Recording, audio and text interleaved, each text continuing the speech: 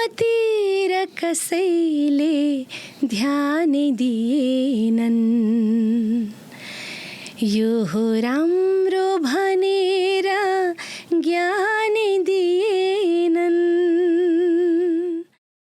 जब हम लोग स्कूल में थे उस टाइम हम जितने भी हम लोग नेपाली लोग थे, गोरखाली लोग थे, उन लोगों को थोड़ा सा अंडर एस्टिमेट बोलते ना, ऐसा किया जाता था स्कूल में। एक दिल में कहीं ना कहीं एक ना चुभते रहता था, खुश नहीं रहते थे हम लोग। नेपाल जाती हूँ, गाने गाती हूँ, प्रोग्राम करती हूँ, इस बार भी प्रोग्राम करके आई हूँ, तो सिलीगुड़ी का नाम करती हूँ। तो मैं चाहती हूँ कि सिलीगुड़ी के लोग भी मुझे अपना ले। सिलीगुड़ी की जुनू गौतम बोले, मैं यहाँ से नेपाल जा पाई, मैंने म्यूजिक में कुछ किया, तो पहला ब्रेक थ्रू आपको यहाँ से मिला। Siliguri is a very luckiest place for मी।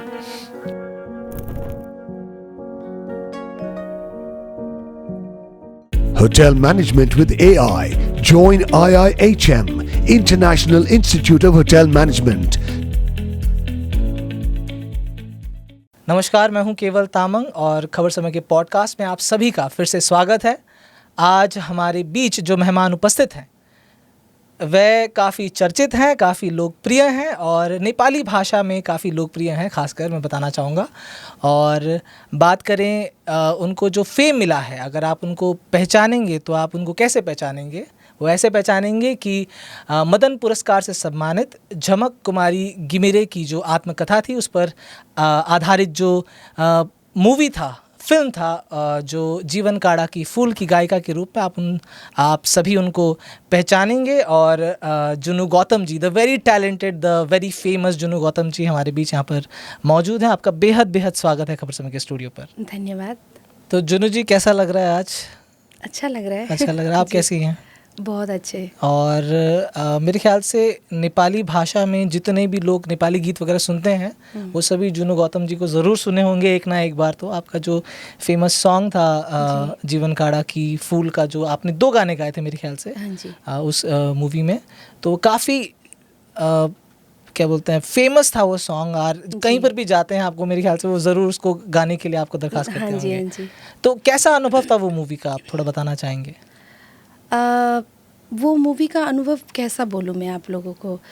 मैंने वो झमक जी को जब मैंने देखा, उनको जब तक उनसे नहीं मिली थी तब तक मुझे नहीं लगता था कि मैं कुछ कर पाऊँगी, क्योंकि मैं बहुत ज़्यादा उम्र होने के बाद में फिल्म लाइन में मैं एज ए प्लेबैक सिंगर मेरा एंट्री हुआ है।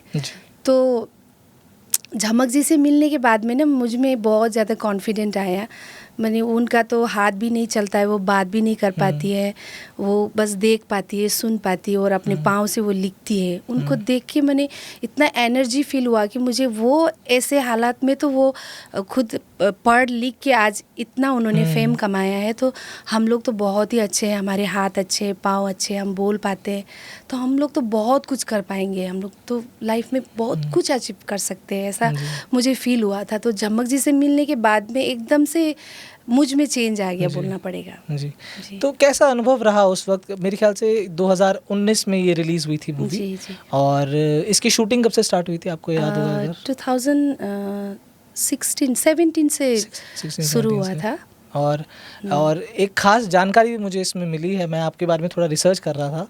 बहुत कम रिसर्च किया है, बहुत कम टाइम मिला है, और मैं रिसर्च कर रहा था तो मैंने देखा कि जो उसमें चाइल्ड आर्टिस्ट हैं जो प्ले किया उन्होंने, वो सिलीगुड़ी की ही क्या? जी, वो गाड़ी धुरा से जी। और आप ही ने उनका इंट्रोडक्शन किया था। जी। जो डायरेक्टर है बिष्टा जी से। इसका भी एक कोइंसिडेंस जैसा ही हुआ, बोलना पड़ेगा। विनोद बिष्ट जी फिल्म के लिए आर्टिस्ट ढूंढ रहे थे, तो उन्होंने ऑडिशन लगाया हुआ था हमारे यहाँ सिलीगुड़ी प्रधान नगर में। तो वहाँ पे भी ऑडिशन करा, उनको कोई भी नहीं मिला। फिर वो काठमांडू में जाके वहाँ भी उन्होंने बहुत सारे बच्चों का, जैसे डांस एकेडमी से उन्होंने बहुत बच्चों का ऑडिशन लिया था, लेकिन उनको जैसा बच्चा चाहिए था वैसा बच्चा मिल ही नहीं रहा था। तो वो 3 साल से मैंने लगातार वो चाइल्ड आर्टिस्ट ढूंढ रहे थे। बड़ी वाली जो झमक की रोल करने वाली तो वो थिएटर से लेंगे बोल के उन्होंने एक मन बना लिया था, लेकिन जो बच्ची है उनको एक डांसर को ही लेना है, उनका ऐसा कहना था। तो जब मैं सिलीगुड़ी आई, मैं मणिपुर से हूँ, मणिपुर में मेरा जन्म हुआ है। 2010 से मैं सिलीगुड़ी में आके जी। रह रही हूँ, हम लोग यहाँ से परमानेंटली जी। शिफ्ट हो गए हैं। जी।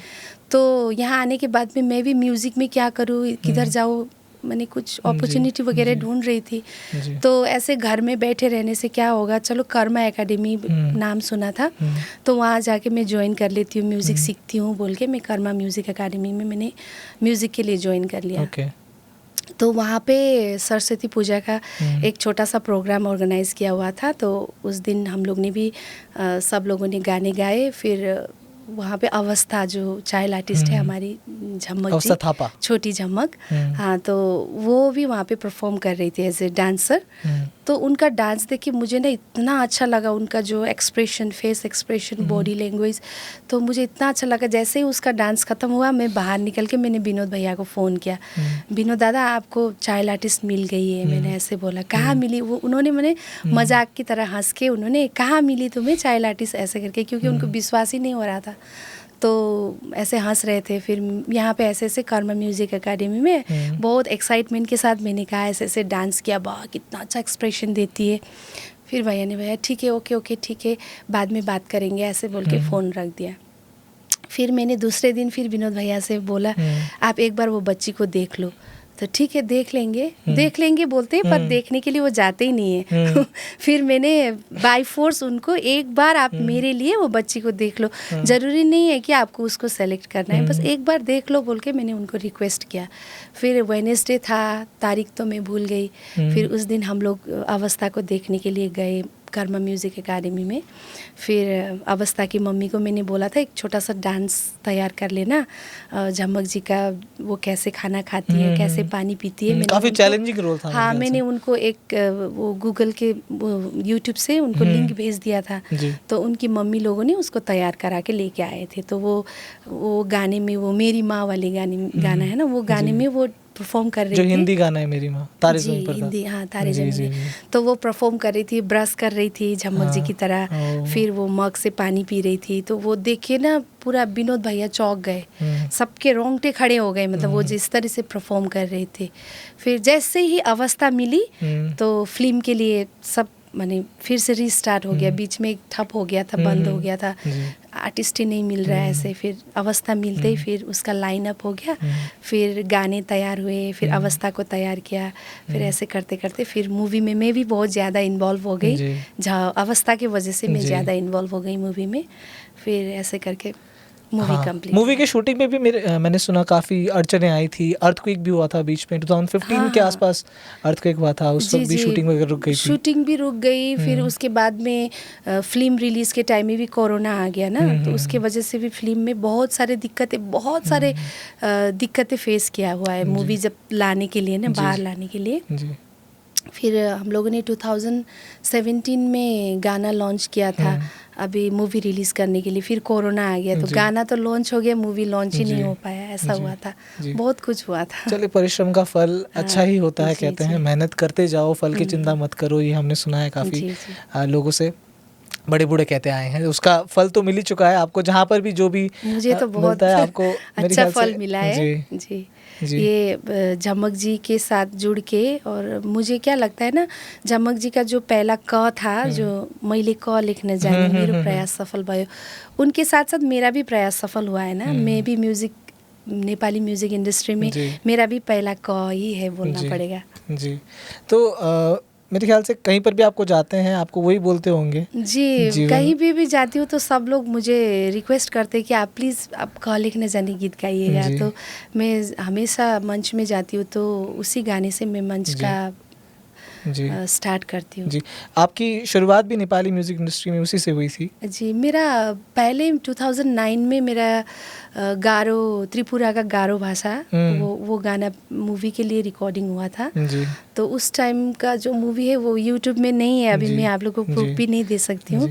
तो फर्स्ट गाना तो मेरा माने त्रिपुरा का गारो भाषा का गाना था। मैं बताना चाहूँगा दर्शकों को, जुनू जी काफ़ी भाषाओं में गाना गा चुकी हैं, अपनी आवाज़ दे चुकी हैं। तो लगभग कितने भाषाओं में आपने गाया होगा, अगर आपको याद होगा? बंगाली भी एक गाना मुझे मिला था, और गारो, त्रिपुरा का गारो भाषा 3 गाने गाए थे मैंने, और आसामीज़ गाना, और मणिपुरी तो मैंने नहीं गाया ना। ऐसे करते इस बार मुझे फिर वो क्या भाषा बोलते हैं, नेपाल का एक भाषा का गाना भी इस बार मेरा Okay. रिकॉर्डिंग हुआ है। ओके। जी मणिपुर की बात करें, आपकी जो पैदाइश है मणिपुर में ही हुई जी, जी, है जी। और परवरिश भी वहीं हुई हाँ है। जी, हाँ जी। आपने स्कूलिंग भी वहीं से की है। जी स्कूल तो मणिपुर में कैसा था उस वक्त माहौल? आप पढ़ी बड़ी लिखी हैं, जहाँ से पढ़ाई किया है, तो आपका बचपन कैसा रहा है? बचपन इतना अच्छा तो नहीं रहा है, क्योंकि जब हम लोग स्कूल में थे उस टाइम हम जितने भी हम लोग नेपाली लोग हाँ। थे, गोरखाली लोग थे, हम्म, उन लोगों को थोड़ा सा अंडर एस्टिमेट बोलते ना, ऐसा किया जाता था स्कूल में भी। दोस्त लोग भी हम लोगों को एक नाम दिया जाता था कि मयांग बोल के, मयांग, ये लोग मयांग है ऐसे बोल के वो लोग नाम देते। जैसे इसका अर्थ क्या होगा? उसका अर्थ मुझे भी पता नहीं, जो बिहारी, मारवाड़ी, पंजाबी, नेपाली लोग हैं उन लोग को- डेरिगेटरी वर्ड है मतलब? हाँ हाँ, अच्छा। ऐसे करके मयांग बोल के ऐसा वर्ड Okay. करके बुलाया करते थे।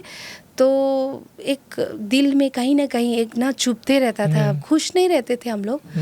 तो म्यूजिक में भी मैंने इतना कुछ खास किया नहीं, मैंने शास्त्रीय संगीत सीखा वहाँ से। लेकिन आपकी परवरिश कैसे रही? मतलब आपकी फैमिली वेल टू डू थी? हाँ, well to या do फिर थी। क्योंकि आपके पिताजी जो हैं आलोक गौतम जी, जी, जी, और वो भी उमा राइट- गौतम जी आपकी जो जी। माताश्री हैं, आलोक गौतम जी भी साहित्यकार रहे जी, हैं जी। और गीत भी लिखते थे वो, जी, जी। और पोइट्री भी लिखते थे। वहीं आपकी जो माता मम्मी। मम्मी हैं वो भजन वगैरह गाती थी, जी, मैंने जी, सुना जी। है।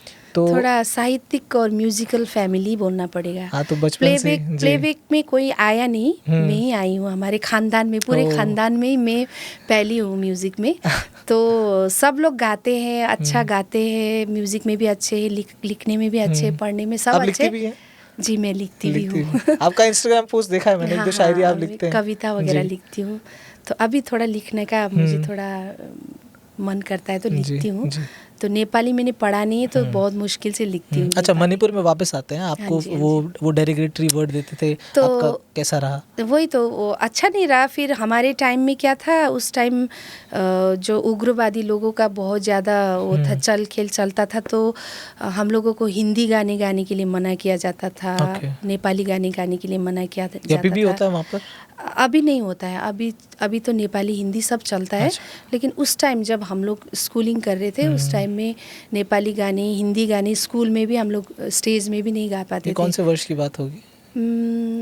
ये तो बहुत पहले की, कितने बोलो, 1995 अच्छा। 94 तब का बात है। 90 के दशक की हाँ, बात उस टाइम की बात है। है। तो फिर सिनेमा जो मूवीज़ थिएटर्स वगैरह थे वहाँ पे भी हिंदी मूवी पूरा बंद कर दिया, बैन कर दिया।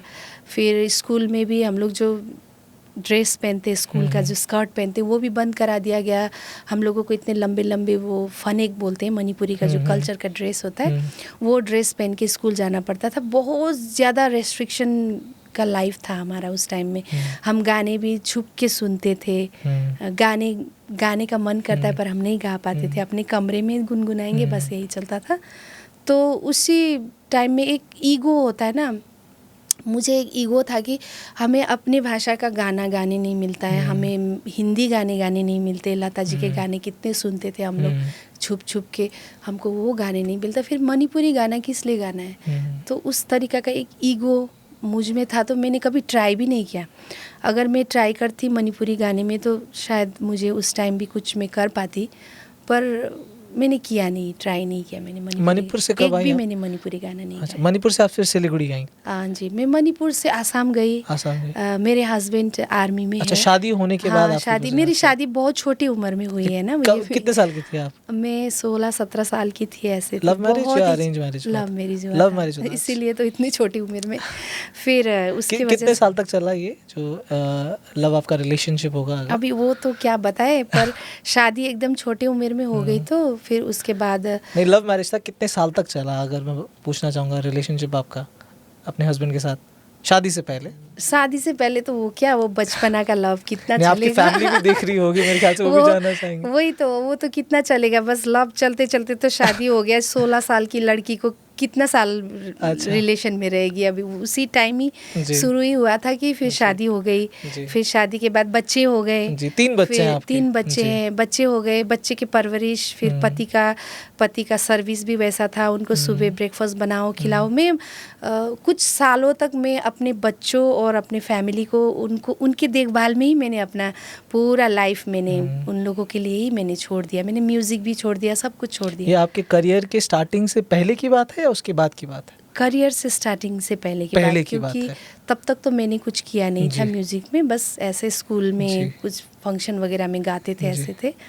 तो उस टाइम भी मुझे बहुत कुछ करने का मन होता था, लेकिन कर नहीं पाती थी क्योंकि हस्बैंड का जॉब वैसा ही था। 3-3 साल में पोस्टिंग हो जाता है, फिर बच्चे भी छोटे छोटे थे। कितना मन होता था पर मैं बोलती भी नहीं थी। इंडियन आइडल देख के चुपचाप ऐसे मेरे आँख से आंसू टपकते रहते थे। मुझे भी जाने का मन था पर नहीं जा पाती थी। लेकिन वही इच्छा शक्ति बोलते हैं ना एक इंसान का, इच्छा जब इंसान का कुछ होता है, कुछ करने का इच्छा होता है ना, तो एक दिन ना एक दिन पक्का पूरा होता है। वो मुझे एकदम ही, बिल्कुल, बिल्कुल। क्योंकि मेरा जो इच्छा शक्ति था उसको मैंने आज जाके पूरा किया ना। जी। तो उम्र एज कुछ भी नहीं होता है, जी। आदमी को करने का एक इच्छा शक्ति होना चाहिए। और मैं कुछ करूँगा बोल के जब हम निकलते हैं तो कुछ ना कुछ कर ही लेते हैं हम बहुत। लोग। जी। तो मणिपुर की याद आती है कभी? आपका बचपन वहाँ गुजरा है? पता नहीं क्या बोलूँ, हम लोग गोरखालीज लोगों का ना एक विडम्बना है कि हम कहीं भी रहते हैं, हम वहाँ के नहीं हो पाते। तो मणिपुर में भी हम लोग रहे, तो मणिपुर में भी हम लोग घर वर सब था हमारा, हम लोग वहाँ भी अच्छे से नहीं रह पाए। हम लोग छोड़ के सिलीगुड़ी शिफ्ट हो गए, फिर सिलीगुड़ी में आके रह रहे हैं। तो सिलीगुड़ी में भी एक होता है ना, ये लोग मणिपुर के हैं ये। तो मैं इसी बात को छेड़ना चाहती हूँ आज ना आप लोगों के साथ बात करते हुए। हम लोग गोरखाली से है ना, नेपाली लोग हैं, जहाँ के भी हैं हम नेपाली भाषी हैं। तो ये एक मन बनाना चाहिए सबको, जहाँ के भी हो, मणिपुर के हो, आसाम के हो, या तो त्रिपुरा के हो, जहाँ के भी हो, हम नेपाली है, नेपाली भाषी है। तो ये सेंस होना चाहिए। अभी मुझे सिलीगुड़ी में मैं रहती हूँ ना, कभी कभी प्रोग्राम में मंच में मुझे बोलते हैं मणिपुर की जुनू गौतम, मैं वो नहीं सुनना चाहती हूँ। मैं अभी सिलीगुड़ी शिफ्ट हो गई हूँ, सिलीगुड़ी में रहते हुए मुझे इतना साल हो गया। मैं जहाँ भी जाती हूँ सिलीगुड़ी का नाम करके नेपाल जाती हूँ, गाने गाती हूँ, प्रोग्राम करती हूँ। इस बार भी प्रोग्राम करके आई हूँ, तो सिलीगुड़ी का नाम करती हूँ। तो मैं चाहती हूँ कि सिलीगुड़ी के लोग भी मुझे अपना ले, सिलीगुड़ी की जुनू गौतम बोले। तो हम लोग जहाँ भी रहे ना, भारत में रहते, भारतीय है हम लोग, तो भारतीय बोल के ही पहचान में आना चाहिए हम लोगों को, ना कि मणिपुर की ये मणिपुर में हमारा इतना अच्छा मेमोरी नहीं रहा, इसलिए हम वहाँ से इधर निकल के आ गए। अभी सिलीगुड़ी में रह रहे, लेकिन सिलीगुड़ी में आई तो मेरे लिए अच्छा भी हुआ। मैं यहाँ से नेपाल जा पाई, मैंने म्यूजिक में कुछ किया। तो पहला ब्रेक थ्रू आपको यहाँ से मिला। Siliguri is a very luckiest place for me. जी। अब मणिपुर लास्ट कब गई थी आप? मैं 3 साल पहले गई थी। 3 साल। कैसा सिचुएशन था वहाँ पर? अभी तो अच्छा ही है, पर वही है, अभी जब रिसेंटली आपने खबरें सुनी होंगी, NRC ऐसा कुछ ये सब कुछ चलता है। अभी हम लोग टेक्निकल में नहीं जाना चाहता मैं, बस ये जानना चाहता हूँ कि अभी आप मणिपुर में रहती थी, आप इम्फाल में रहती थी, और अभी जो कुछ खबरें सुनी होंगी तो आपने देखा होगा, तो कैसा लगता है ये देखकर? जब मैं गई थी तब सिचुएशन इतना ख़राब नहीं था, अच्छा था उस टाइम। मणिपुर में बचपना है, अपना मेमोरीज है ना, बच्चे मेरा बचपना वहाँ पे गुजरा हुआ है, वो अलग इमोशन है। दोस्त लोग हैं मेरे, फ्रेंड लोग हैं। आपके हस्बैंड भी वहीं पोस्टेड है? हाँ, वो भी वहीं पर है, वो भी वहीं पर बड़े हुए, वहीं पे जन्म हुआ है उनका भी, मणिपुर में जन्म हुआ है। तो एक कनेक्शन तो है ही, तो वहाँ पर पैदा हुए मणिपुर में। तो लेकिन सिचुएशन जब मैं गई थी उस टाइम सिचुएशन अच्छा ही था, अभी इतना अच्छा सिचुएशन नहीं है, अभी एकदम ही बदतर सिचुएशन है। ठीक है, चलिए आपकी करियर की ओर चलते हैं। आपने कहा कि आप जब घर में बैठती थी आप इंडियन आइडल देखती थी, जी। और प्रशांत तामंग को भी आपने देखा होगा। उस वक्त जो सिचुएशन रहा था, प्रशांत तामंग इतना नाम कमाए थे। जी। और अभी रिसेंटली आपने ये भी देखा होगा कि पाताल लोक सीज़न 2 में प्रशांत तामंग ने बहुत अच्छा किरदार निभाया है, डैनियल नाम का जो किरदार है। तो कैसा लगता है? अच्छा लगता है। मैं तो चाहती हूँ कि हमारे जितने भी नेपाली भाषी लोग हैं वो लोग मुंबई में जाके भी कुछ करें, रियलिटी शोज से आगे बढ़े, वो लोग आगे प्लेबैक के वो दुनिया में आए। मैं तो यही चाहती हूँ। हम लोग तो नहीं कर पाए अभी, मैंने जितना किया उसमें मैं खुश हूँ। मैं नेपाल में जो कर रही हूँ, तो बॉलीवुड से कोई ब्रेक मिलेगा तो करेंगे, लेकिन वहाँ जाके स्ट्रगल करने का मैंने नहीं सोचा है। लेकिन जितने भी रियलिटी शोज़ में जाते हैं हमारे छोटे भाई बहन लोग, उन लोगों को यही बोलना चाहती हूँ कि जाए और वो लोग म्यूज़िक इंडस्ट्री में भी ट्राई करें, उससे आगे बढ़े, रियलिटी शो से भी आगे बढ़े, वो मैं यही चाहती हूँ। जी।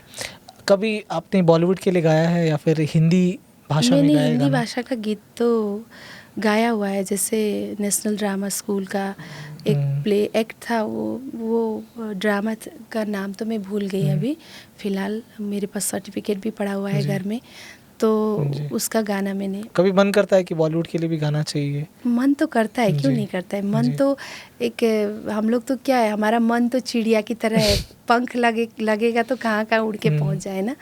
तो बॉलीवुड में भी कोई ब्रेक मिलेगा तो पक्का करेंगे।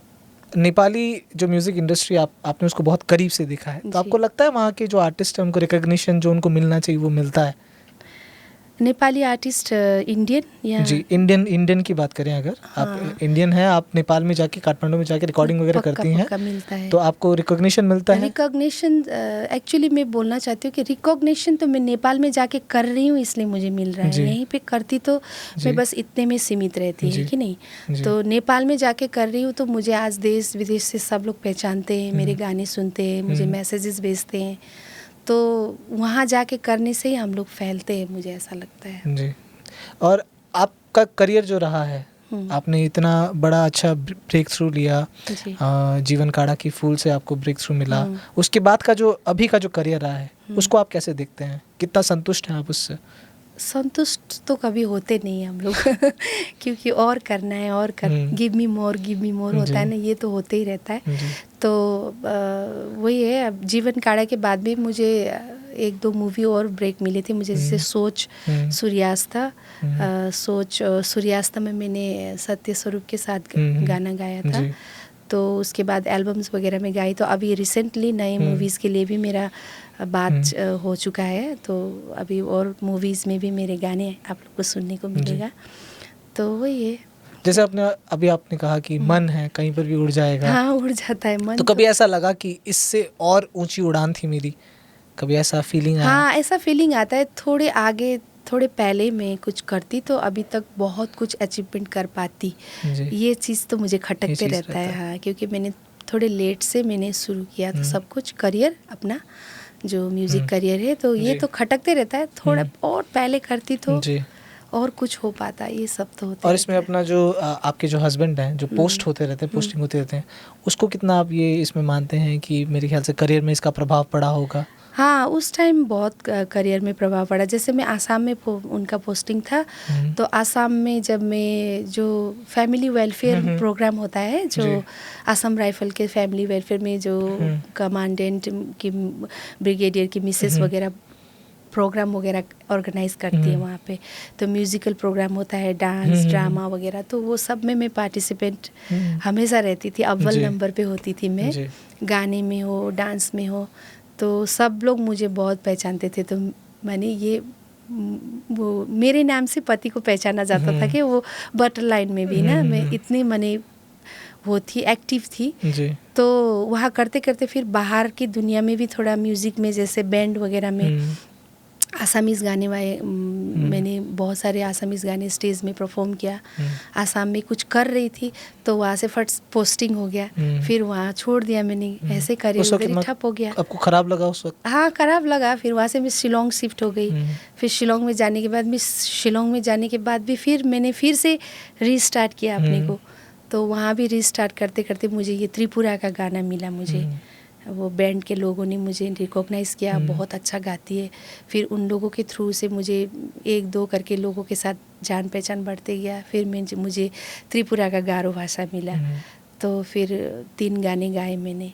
फिर वहाँ से निकल के हम लोग कहाँ जाएंगे, हम लोग सोच रहे थे मणिपुर तो हम नहीं जाएंगे, फिर कहाँ जाएंगे, तो मैंने मेरे हस्बैंड को सजेशन किया कि हमको तो रहना तो सिलीगुड़ी में है, फिर क्यों हम शिलोंग में रहेंगे, मैं बच्चों को लेके मैं सिलीगुड़ी शिफ्ट हो जाती हूँ, घर बना लेंगे अपने को, आपको कुछ कर लेंगे, स्टेबल कर लेंगे, वहीं जाके हम लोग कुछ करते हैं बोल के। फिर आप पोस्टिंग होते रहते हो 3-3 साल में, बच्चों का करियर भी बिगड़ रहा है, कुछ नहीं हो पा रहा है, घर नहीं बन पा रहा है। फिर हम लोगों ने सिलीगुड़ी शिफ्ट कर लिया। कितने साल से रह रहे हैं सिलीगुड़ी में?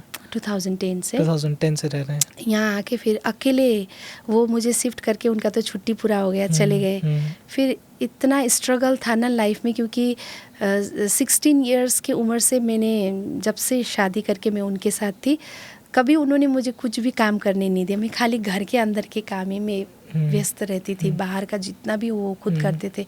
तो यहाँ आने के बाद मैं अकेली पड़ गई, 2 बच्चों को संभालो, 3 बच्चों को संभालो, फिर बाहर का काम भी करो, सामान लेने जाओ, ये जाओ, वो मैंने एकदम से कितना बड़ा क्या आ गया जैसा हुआ मुझे ना, तूफान जैसा ना लाइफ में। फिर 1 साल लगा मुझे स्टेबल होने के लिए, बच्चों को एडमिशन कराना है, ये कराना है, वो कराना है, बच्चों को खिलाने पिलाने का सब जोड़ना है, ये है। बहुत मुश्किल से मैंने 1 साल तक में मैं स्टेबल हो गई। तब ऐसा ही है लाइफ, ऐसे ही चलना है। फिर उनको साथ लेके फिर मैं ऑर्केस्ट्रा में मैंने गाना शुरू किया था जब मैं सिलीगुड़ी में पहली बार आई थी।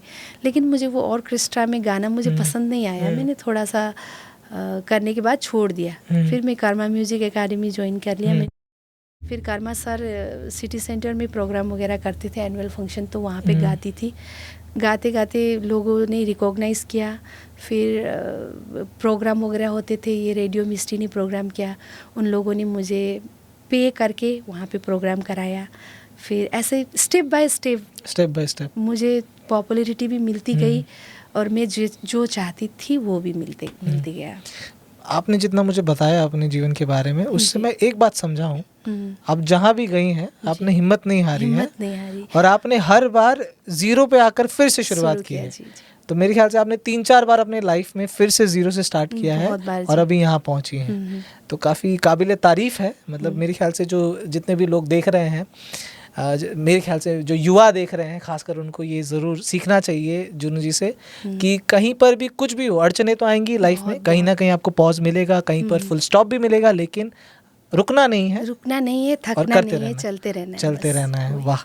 तो मैं बात करना चाहूँगा फर्स्ट ब्रेक थ्रू जो आपको मिला, जो मूवी का इतना बड़ा जीवन काड़ा की फूल और मदन पुरस्कार से सम्मानित जो लेखिका है, ये नेशनल अवार्ड विनिंग मूवी भी है ना, जो अवस्था को नेशनल अवार्ड भी मिला। तो इतना बड़ा ब्रेक थ्रू तो जो था, बिष्टा जी से आपकी मुलाकात कैसे हुई, कैसे जान पहचान हुई? बिष्टा जी भी मणिपुर में हमारे अड़ोस पड़ोसी थे पहले से, एज अ फैमिली मेम्बर की तरह ही थे। पर एक होता है ना, फैमिली मेम्बर होने से भी उन्होंने भी बहुत सारी मूवीज़ बनाए, लेकिन जब क्या बोलते हैं, पास का भगवान आदमी नहीं देखता है ना, दूर का क्या देखता है बोल के, उखाने हमारे नेपाली में उखाने में, हिंदी में नहीं बोल पा रही हूँ। तो उन्होंने बगल में छोरा शहर में ढिंढोरा, ऐसा कुछ है। उनको भी कभी, उन्होंने भी मुझे कभी रिकॉग्नाइज किया ही नहीं कि मैं गाती हूँ, मुझे भी गाने के लिए दीजिए। तो वो कभी मुझे रिकॉग्नाइज करते नहीं थे, छोटी है क्या गाएगी। ये होता है ना अपने फैमिली, अपने अड़ोस पड़ोस में ये सब होता ही है। तो यहाँ आने के बाद आफ्टर 15 इयर्स सिलीगुड़ी में आके फिर मैं भैया से मिली। तो यहाँ आने के बाद में अवस्था को ढूंढा, फिर म्यूजिक कंपोज मेरे घर में हुआ। अच्छा, जब आप वो चाइल्ड आर्टिस्ट को ढूंढ रहे थे उस वक्त भी आपको गाना नहीं मिला? नहीं अच्छा, नहीं मिला था, आप सब काम करवा रहे थे? बस मैं उम्मीद लगा रही थी एक गाना दे दे मुझे, पर उन्होंने कभी भी हाँ ठीक है तुमको एक गाना दूंगा गाओ, ऐसा कभी नहीं बोला था। तो 1-2 प्रोग्राम में मैंने उनको बुलाया, यहाँ पे वेगा मॉल में भी हुआ था, सिटी सेंटर में। उन्होंने जब मेरा परफॉर्मेंस देखा उसके बाद थोड़ा सा उन्का अच्छा गाती है, अच्छा, ये उनका सेंस में आया था।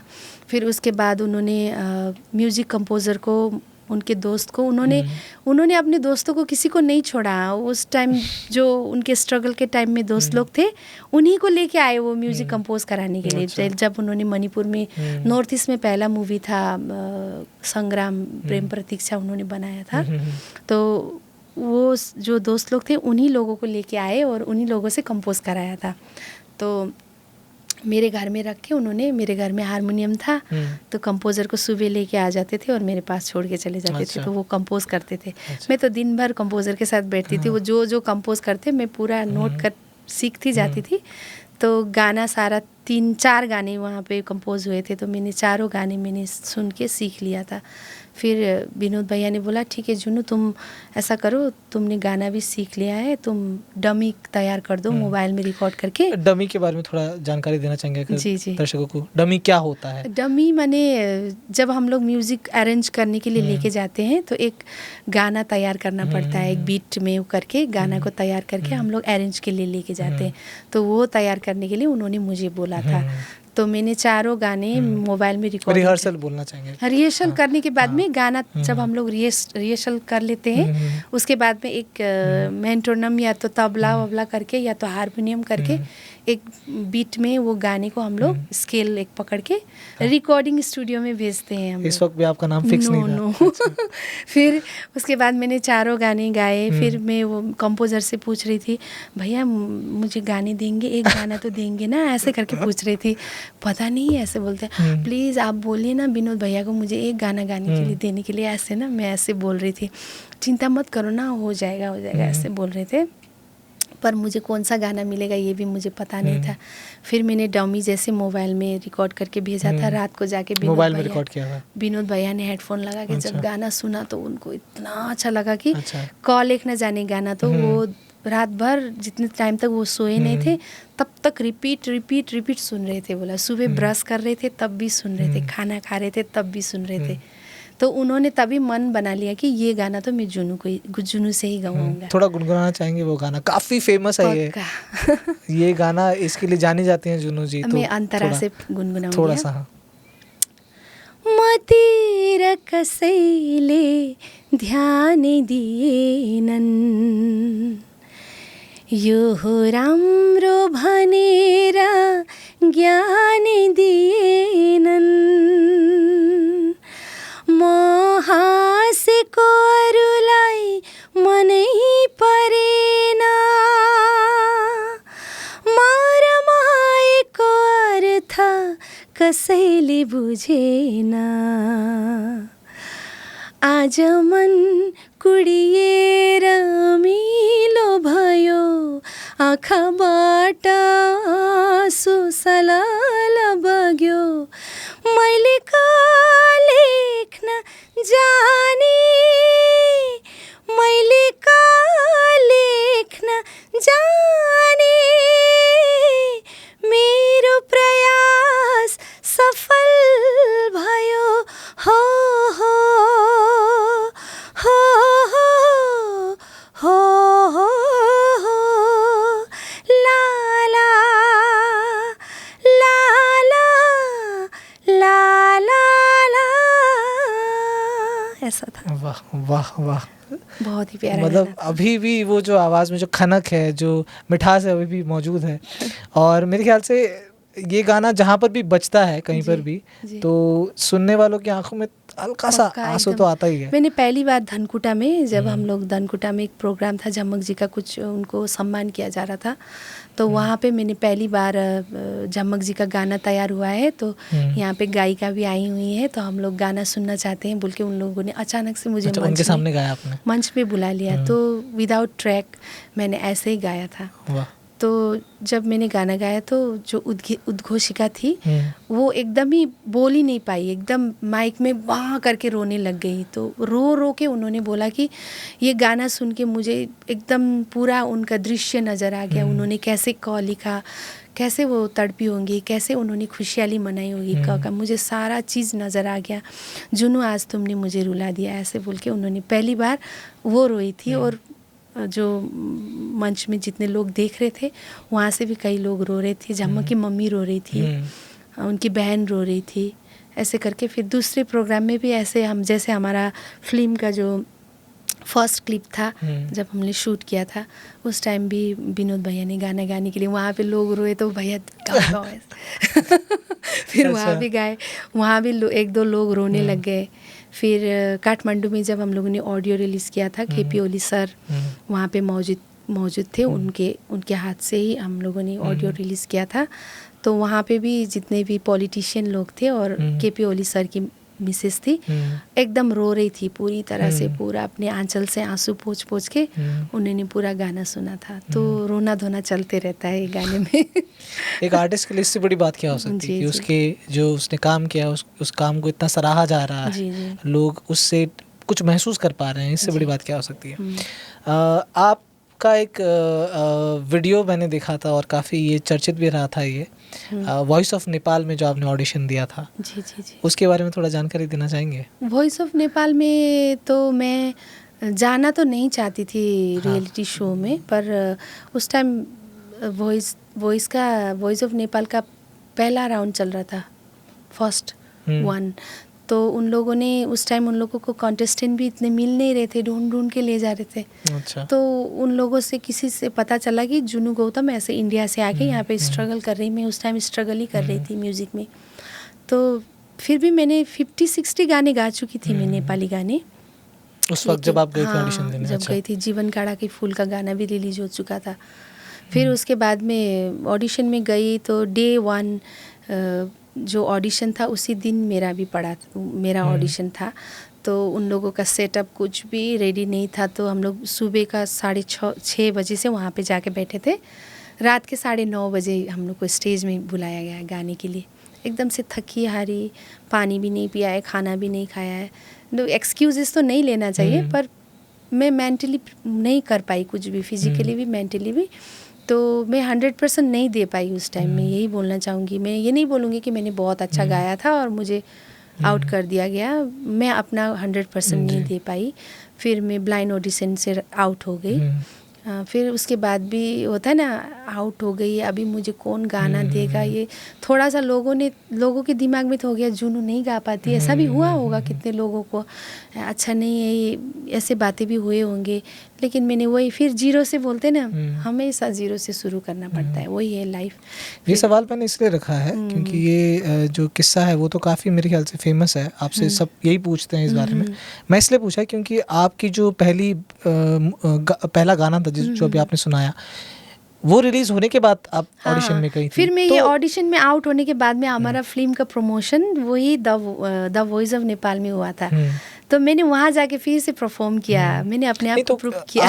आपका रिलीज हो चुका था, गाना हिट हो चुका था। जी जी जी। तो उसके बाद फिर आपको क्यों जाना पड़ा वहाँ पर? वही मैं होता ना, चलो चलो चलो अच्छा होगा तुमको, ये लोगों के बहकावे में आके चली गई ना। नहीं तो हिट होने के बाद आपको काम नहीं मिल रहा जाना था, चाहिए था मुझे। काम वगैरह मिल रहा था आपको वहाँ पर? हाँ, काम वगैरह मिल रहा था, कर रही थी। तो नहीं जाना चाहिए था, चली गई। चलो जो भी होता है अच्छे के लिए होता है। आपको ऑडिशन के लिए बुलाया गया था? हाँ, बुलाया तो गया आपको था। कुछ मतलब अमाउंट भी दिया होगा उसके लिए? नहीं, अमाउंट नहीं, वही कंपटीशन में भाग लेने के लिए बुलाया गया था। अच्छा। अब वहाँ जाके भी कुछ अच्छा होगा यही सेंस में। फिर एक किसी को अपने जो वेल विशर्स लोगों को पूछ रहे हो तो कोई अच्छा गाइड कर रहा था, जाओ कोई मत जाओ। कंफ्यूज हो गई मैं, चली गई। नहीं कोई बात नहीं, ये कुछ ना कुछ सिखाने के लिए भगवान हम लोगों को ना गिराते भी है, उठाते भी है। तो मैं उसी तरह से लेती हूँ, हर कुछ एक्सपीरियंस करना चाहिए लाइफ में। रियलिटी शोज की बात करें, अब आप तो परफॉर्म भी कर चुकी हैं, आपको आप कह रही हैं आपको बुलाया गया था, तो मतलब मेरे ख्याल से रियलिटी शोज में ऐसे कंटेस्टेंट काफ़ी होंगे जिनको बुलाया जाता है। उसके बाद आप जज भी रह चुकी हैं। जी, अभी अब तो द वॉइस, मेरा वॉइस यूनिवर्स पिछले साल हम लोग यहाँ से प्री जजिंग करके हम लोग यहाँ से कंटेस्टेंट लोग लेके गए थे इंडिया से। इस बार भी मैं हूँ उसी में। तो इसी से मिलता जुलता सवाल रहेगा जी। और जी, अगर मैं चाहूँगा, मणिपुर गोरखा आइडल में भी मैं जज रह चुकी हूँ। सवाल मेरा मिलता जुलता रहेगा। मैं चाहूँगा आप जितना निष्पक्ष होकर ये जवाब दे, जी, रियलिटी शो कितना रियल होता है जो हम देखते हैं? क्या वो असलियत है या पहले से ही काफ़ी ऐसी चर्चाएं होती हैं कि विनर पहले से डिसाइडेड होता है या ये सब पहले होता है? विनर पहले से डिसाइडेड तो नहीं होता है वहाँ पे, लेकिन मतलब किसी को प्रेफरेंस दिया जाता है, जो दिखता है वो सेम तो नहीं होता है। कितनी चीज़ तो वहाँ पे एक ड्रामा की तरह क्रिएट किया जाता है ना। जैसे कंटेस्टेंट के बारे में जो बताया जाता है, उनको उनके इमोशनली लोगों को कनेक्ट करने के लिए उनका स्टोरी बनाया जाता है। उसमें भी कितना कुछ तो वहाँ पे स्क्रिप्टेड होता है। लेकिन वहाँ पे जाके पैसे दे के कंटेस्टेंट को कौन फर्स्ट आएगा कौन सेकंड आएगा पता चल, ये नहीं होता है। बस वोटिंग राउंड से जब वोटिंग राउंड शुरू होता है ना, उसके बाद में कंटेस्टेंट अन्याय में पड़ जाता है मुझे लगता है, क्योंकि वोटिंग सब पैसे से होता है। अच्छा। तो जो जितना वोटिंग, आपको जितना वोटिंग मिलेगा उसी के हिसाब से आप आगे जाएंगे। प्रोड्यूसर्स वगैरह जिससे टीआरपी ज़्यादा मिल रही है कि उसको प्राथमिकता देते हैं, प्रेफरेंस देते हैं, ऐसा भी कुछ होता है? वही वोटिंग के आधार पर ही होता है सब कुछ। जी। अभी रियलिटी शो में अब हम देखते हैं, अभी काफ़ी फेमस है। अभी अगर हम हिंदी म्यूज़िक इंडस्ट्री की बात करें या नेपाली म्यूज़िक इंडस्ट्री की बात करें, ये जो जितने भी रियलिटी शोज़ होते हैं जिसमें जाके आजकल के युवा जाते हैं, ऑडिशन देते हैं, झटपट फेम पाते हैं, उसके बाद जब रियलिटी शो ख़त्म हो जाता है उसके बाद काम ढूंढने जब जाते हैं उनको काम नहीं मिलता है। ऐसा सिचुएशन आ जाता है। उस वक्त बहुत सारे ऐसे जो टैलेंटेड आर्टिस्ट होते हैं वो भी अपना क्या बोलते हैं उनका दिल टूट जाता दिल है। टूट जाता है, आत्मविश्वास खो देते जी। हैं, है ना। तो ऐसा होता है ना, अब हम खाली समाज को दोष नहीं दे सकते हैं, खुद को भी कुछ करना पड़ता है ना। हम लोग भी इतने आगे तक आए तो हमको सब लोगों ने ब्रेक दे के हम आगे नहीं आए। कभी कभी हमने भी कुछ किया हुआ है, हम लोग फाइनेंशियली भी कुछ किया है म्यूजिक के लिए, तभी सेक्रीफाइसेस करा है हम लोगों ने, तभी जाकर हम लोग आज यहाँ तक पहुँचे हैं ना। आज के दिन भी हम लोगों को कितना अपॉर्चुनिटी मिलता है। जैसे अभी मैं काठमांडू पहुँच के अभी 3 गाने गा के आई ना, अभी आते ही यहाँ भी सिलीगुड़ी में भी मेरे 3 गाने रिकॉर्डिंग के लिए तैयार है। अभी ये 2-3 दिन में मैं रिकॉर्डिंग करूँगी। अभी मूवी रिलीज़ हो रहा है परी, उसके बारे में भी मैं थोड़ा सा बताना चाहूँगी। 31 को जो सिलीगुड़ी से बना हुआ मूवी है, फीचर फिल्म परी, उसमें भी मैंने गाना गाया। किस बारे में मूवी? जस्ट लव अफेयर, वही है, कुछ भी नहीं, कमर्शियल मूवी बना हुआ है। तो वो मूवी भी रिलीज़ हो रहा है। तो अपॉर्चुनिटीज़ मुझे यहाँ भी मिलते रहता है, वहाँ भी मिलते रहता है, करती रहती हूँ। पर ऐसा कुछ म्यूज़िक होता है जो हमको बहुत पसंद आता है, तो उसके लिए फिर हम क्या करते हैं, खुद फाइनेंशियली खर्चा करते हैं, खर्चा करके भी म्यूज़िक करते हैं। तो मैं यही बोलना चाहूँगी आर्टिस्ट को, कोई पैसा खर्चा नहीं कर पाता है, कंडीशन नहीं होता है उनका पैसा खर्चा करने का, तो लोगों के साथ में थोड़ा टच बनाना चाहिए। ऐसा नहीं कि देखते ना आप रियलिटी शो में चले जाएंगे, थोड़ा नेम फेम ले लेंगे, तो वो लोग ऐसा बैठ जाते हैं कि जैसे किसी से बात करना ही नहीं होगा, म्यूजिक कंपोजर से हेलो हाई भी करना नहीं होगा, एकदम ऐसे बैठ जाते। तो उनको जाके कौन बेटा गाओ बोल के कोई भी नहीं देता है। खुद प्रयास करना पड़ता है, खुद स्ट्रगल करना पड़ता है, हम्बल रहना पड़ता है, काम करना पड़ता है। खुद क्या कर पाते हो आप, छोटा मोटा आप छोटा सा कवर सॉन्ग ही कर पाते हो, या तो कुछ कर सकते हो, जो कर पाते हो आपसे जो बन पड़ता है। कुछ भी नहीं कर पाते हो तो एक गिटार लेके भी गाना गा के भी आप अपलोड कर सकते हो। अभी तो सोशल मीडिया का ज़माना है, तो अपने को आगे लाने के लिए बहुत कोशिश करना पड़ता है। अच्छा, जो तमाम मैं कहना चाहूँगा मेरे उम्र के वर्ग के जो लोग देख रहे हैं, अगर मैं उनको बोलना चाहूँगा, उनका एक सवाल ज़रूर रहेगा। आप अभी इतने सालों से इस इंडस्ट्री में हैं, तो यहाँ पर पहुँचकर जो एक आर्टिस्ट है वो कितना फेम के साथ साथ कितना पैसा भी कमा सकता है? अच्छा पैसा कमा सकता है। अभी जैसे आप 3 रिकॉर्डिंग जैसे हमारे जो नेपाली म्यूज़िक इंडस्ट्री है वो बॉलीवुड म्यूज़िक इंडस्ट्री के कंपैरिजन में नहीं आता है। वहाँ पे तो बहुत पैसा होता है, तो नेपाल में इतना पैसा नहीं होता है, लेकिन छोटा छोटा बोलते हैं ना, दाने दाने से वो बढ़ता है, बूंद बूंद से घड़ा बढ़ता है। बूंद बूंद से घड़ा बढ़ता है, वही है। थोड़ा छोटा काम कर लेंगे, करते करते पैसा हम लोग अच्छा कर लेते हैं। उसी पैसे से हम लोग जाना आना, मैं तो वैसे करती हूँ, म्यूज़िक से थोड़ा बहुत पैसा मिलता। मैं कभी भी मैंने आज तक ना, मैंने आपको बोलना चाहती हूँ, आज तक मैंने अपना पेमेंट, आपका पेमेंट कितना है बोलने से, मैंने गाने रिकॉर्डिंग का कितना लेती हैं आप, मुझसे पूछा जाता है ना, कितना लेती हैं आप, मैं कभी भी नहीं बोलती हूँ मेरा इतना प्राइस है, क्योंकि मैं अपने आप को इतने काबिल समझती हूँ नहीं। फिर भी मोटा मोटी कितना अनुमान मिलता होगा आपको? मैं उनको यही बोलती हूँ कि आप लोगों को मुझे कितना देने से ठीक लगता है उतना दीजिए। अच्छा, कितना देते हैं? तो अभी जैसे कोई 5,000 दे देता है, कोई 10,000, कोई 15,000, ऐसे करके 25,000 तक मेरे को पेमेंट मिल जाता है एक गाने का, एक रिकॉर्डिंग का। तो स्टेज प्रोग्राम का हम लोग थोड़ा सा अच्छा ही पेमेंट ले लेते हैं, थोड़ा हाई, इससे ज़्यादा हाई ले लेते हैं। तो स्टेज प्रोग्राम में अच्छा पैसा मिल जाता है। करियर है, मतलब अच्छा खासा है नेपाली म्यूजिक इंडस्ट्री में। अगर हम कुछ नाम कर लेते हैं तो बहुत पैसा है म्यूजिक में, वही है। अभी देखिए मेलिना राय अभी आके कितना पैसा लेके गई गाना गा के। अच्छा। प्रमोद खरेल सिक्किम गए थे जोरथांग में प्रोग्राम के लिए, जोरथांग से कितना पैसा लेके गए, वो म्यूजिक से कमा रहे हैं, बैंड को पाल रहे हैं वो लोग। पुष्पन प्रधान को देख लीजिए हमारे यहाँ से, वो उनका पूरा सारथी का बैंड है, वो बैंड को पूरा बैंड तो वही चला रहे हैं ना, तो म्यूजिक से ही चल रहा है उनका ये सारा। तो म्यूजिक में बहुत अच्छा पैसा है। आपका पतंजलि के साथ भी होता है उनका कार्यक्रम जो होता है, उसमें आप गाती हैं? हाँ, मैं जाती हूँ, तीज कार्यक्रम होता है हरितालिका तीज का, तो मैं जाती हूँ वहाँ पे वो नेपाली म्यूजिक इंडस्ट्री से ज़्यादा पैसा पे करते होंगे? हाँ, बहुत अच्छा उन लोगों का पेमेंट अच्छा रहता है। फिर कितनी बार जा चुकी हैं? 4 बार जा चुकी हूँ। तो 4 बार बहुत अच्छा पेमेंट हो चुका है। पेमेंट भी अच्छा मिलता है। और वो लोग इतना हम लोगों को महारानी की तरफ बना के रखते हैं। 5 स्टार होटल में रखेंगे, अच्छा खाना, एक गाड़ी डिटेल करके रख देंगे। कहीं भी जाना होता है, हमको यहाँ जाना है, हम गाड़ी में घुमाने ले जाएंगे। रामदेव जी से मिले हैं आप? हाँ, रामदेव जी से। हाँ, रामदेव जी कैसे हैं वो? अच्छे, हंसमुख, हंस मिजाज है, एकदम खुश मिजाज। बात करते कैसे बात करते हैं? बात करते हैं, हंसी मजाक करते हैं, अच्छे से बात। नेपाली आती है उनको, समझ आती है? थोड़ा बहुत बोल थोड़ा लेते बहुत। हैं हम। आपको क्या कर बुलाते हैं? मुझे जुनू बोल के जुनू बुलाते बोलते हैं। हैं। अच्छा, हमारी भारतीय गायिका जुनू बोलते हैं। अच्छा, भारतीय गायिका। हाँ। कितनी बार लास्ट मुलाकात कब हुई होगी आपकी? मैं इस साल में नहीं जा पाई हम्म। क्योंकि मैं बीमार पड़ गई थी। अच्छा, तो 2 साल हो गया उनसे मिला 2 साल हो गया। जी। चलिए ठीक है। मतलब नेपाली म्यूज़िक इंडस्ट्री में भी अगर नौजवान जो हैं इस इंडस्ट्री में देख रहे हैं अपना करियर, तो अच्छा खासा पहले अगर आप देना film का- पड़ता है फिर पहले- मिलेगा। पहले खुद को देना पड़ता है। बिल्कुल, परिश्रम इसके करना पड़ता परिश्रम है। करना पड़ेगा, जी। खर्चा करना पड़ेगा, जी। क्या कैसे बन पाता है वो जी। करना पड़ेगा, उसके बाद हमको मिलना शुरू जी। होगा। बाकी बॉलीवुड आर्टिस्ट जब आते हैं सिलीगुड़ी या आसपास कहीं पर और जी। कॉन्सर्ट वगैरह करते हैं जी। और मिनटों में टिकट्स बिक जाती हैं, तो उस वक्त कैसी फीलिंग आती है आपको? आपको लगता है कि मैं भी ऐसे बन जाऊं? शायद लगता है, क्यों नहीं लगता है। प्लान भी करती हूँ कुछ बैंड वगैरह बनाने के लिए, कुछ एक्स्ट्रा। एक होता है ना, लोगों को ना आज के ज़माने में इतना कंपटीशन हो गया म्यूज़िक में।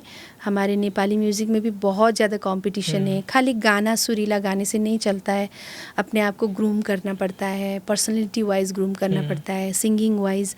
तो हर एक चीज़ लेके जाएंगे तभी हम लोगों को ऑडियंस पसंद करेंगे। तो वो सब चीज़ के लिए मैं दिन रात लगी रहती हूँ, हर दिन सोचती रहती हूँ क्या करूँ, कैसे करूँ। एक्स्ट्रा ऑर्डिनरी चीज़ करने के लिए सोचती रहती हूँ, वो तो चलते रहता है, करना पड़ता है। अगर मैं पूछ सकूं आपसे, तो आपकी एज अभी क्या होगी? एज नहीं बताना अगर आप बताना चाहेंगे? नहीं बताना नहीं, चाहती। बिल्कुल बताना चाहेंगे अगर? बस अनुमान लगा लीजिए मुझे देख अच्छा, के। ठीक।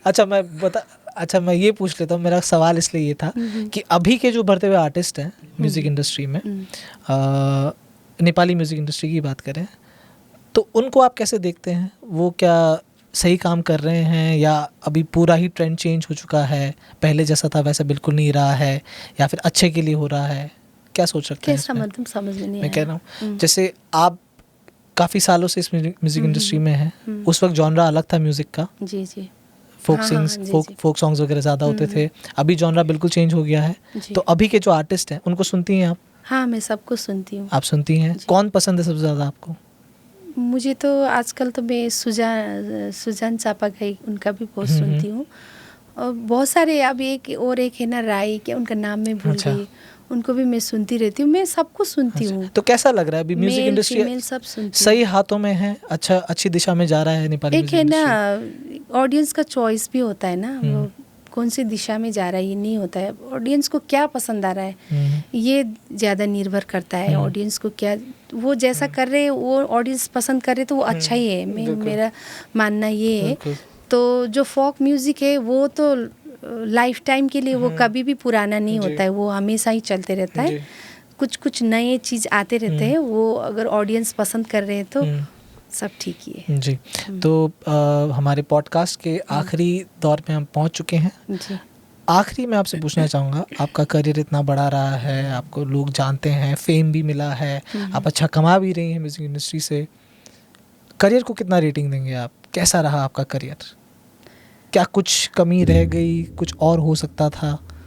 हो सकता था नहीं बोलना चाहूँगी, हो सकता है बोलना चाहूँगी, क्योंकि मुझे और करना है करियर में, और आगे बढ़ना है। मेरा स्काई इज़ द लिमिट बोलते हैं ना, तो वही लक्ष्य बहुत दूर तक है, बहुत चलना है, बहुत कुछ करना बाकी है। अभी मैंने कुछ किया ही नहीं है, मुझे ऐसा लगता है। जी। आपका करियर से संतुष्ट हैं आप?